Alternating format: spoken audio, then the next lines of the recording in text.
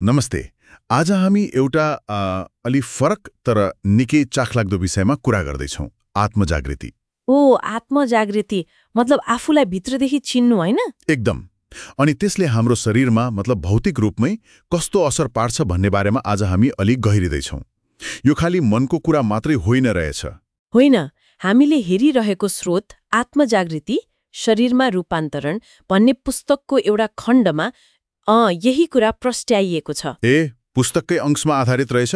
हो, यसले के भन्छ भने यो एउटा यस्तो अनुभव हो जहाँ मान्छे आफ्नो त्यो सानो म, त्यो अहङ्कार भन्दा पर जान्छ अनि आफ्नो वास्तविक शान्त आनन्दित स्वरूपसँग गहिरो गरी जोडिन थाल्छ। गहिरो संयोग। हो, र त्यो भित्री जोडिएको असर बाहिर शरीरमा पनि देखिन थाल्छ। कस्तो अचम्म! यो आत्मजागृति भन्ने कुरा नै कति गहिरो छ है। अनि स्रोतले भन्छ यो जोडिएपछि शरीरमा साना साना तर महत्त्वपूर्ण परिवर्तन आउँछन् रे। बिल्कुल। आज हाम्रो उद्देश्य पनि त्यही हो, कसरी यो भित्री परिवर्तन बाहिर देखिन्छ त्यो बुझ्ने। कहाँबाट सुरु गरौँ त? स्रोतले केही शारीरिक सङ्केतहरू दिएको छ होइन त? छ। किताबमा भने अनुसार पहिलो अनुभव नै शरीरमा एक किसिमको नौलो ऊर्जा आए जस्तो हुनु। ऊर्जा कस्तो खालको? जस्तो पहिले जस्तो थकाइ नलाग्ने, बरु शरीर एकदम हल्का जीवन्त भएको महसुस हुने। यो सामान्य स्वास्थ्य राम्रो हुनुभन्दा अलि फरक के रे भित्रैबाट आउने स्फूर्ति जस्तो। भित्री स्फूर्ति। रोचक। हल्कापन पनि महसुस हुने हो, हल्कापन। अनि अर्को कुरा आँखाको बारेमा पनि छ। आँखामा एक किसिमको चमक तेज देखिन थाल्छ भनिएको छ, मानव भित्रको उज्यालो बाहिरै झल्किरहेको जस्तो। वाह! अनि श्वास प्रश्वास नि? श्वास प्रश्वास पनि आफै गहिरो सजिलो लयबद्ध हुन थाल्छ। तनाव कम भएर शरीरले आफ्नो प्राकृतिक लय समाते जस्तो अनुभव हुन्छ। शरीर आफै शान्त भए जस्तो। छाला र बोलीमा पनि केही फरक पर्छ?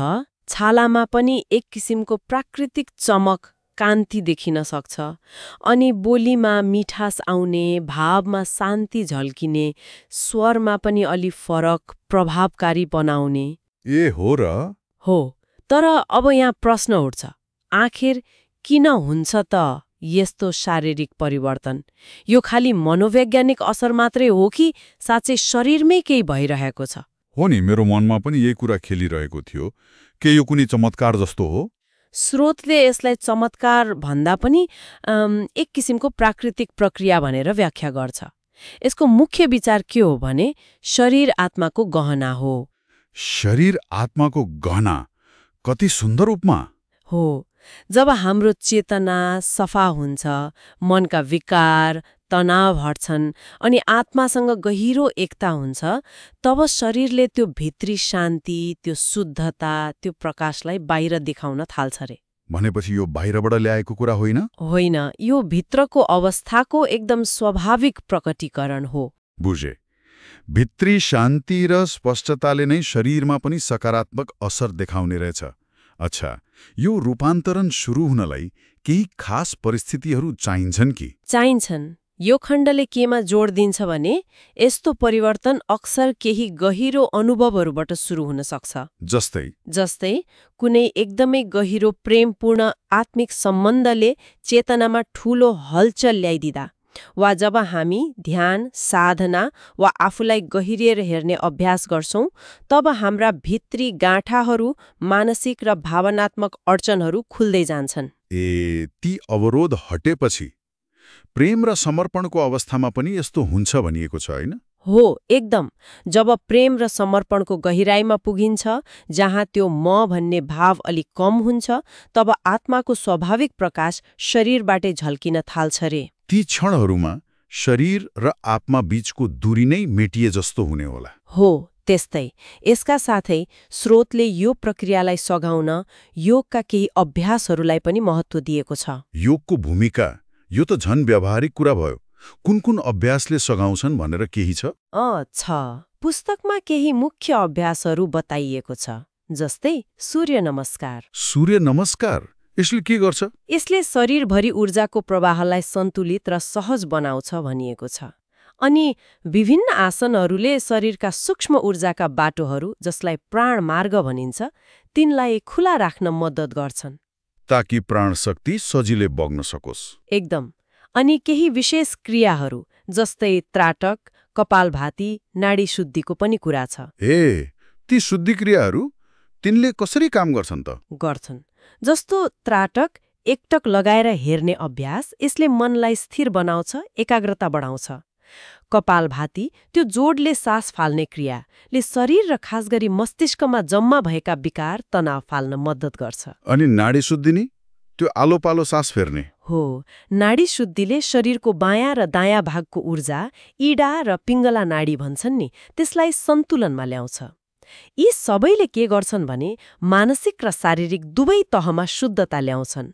अनि त्यसले गर्दा त्यो आत्मिक जागरणको असर शरीरमा अझ प्रष्ट देखिन थाल्छ। बुझियो। यी अभ्यासहरूले शरीर र मनलाई तयार पार्ने रहेछन्, हैन? ताकि त्यो भित्री परिवर्तन बाहिर सजिलै देखियोस्।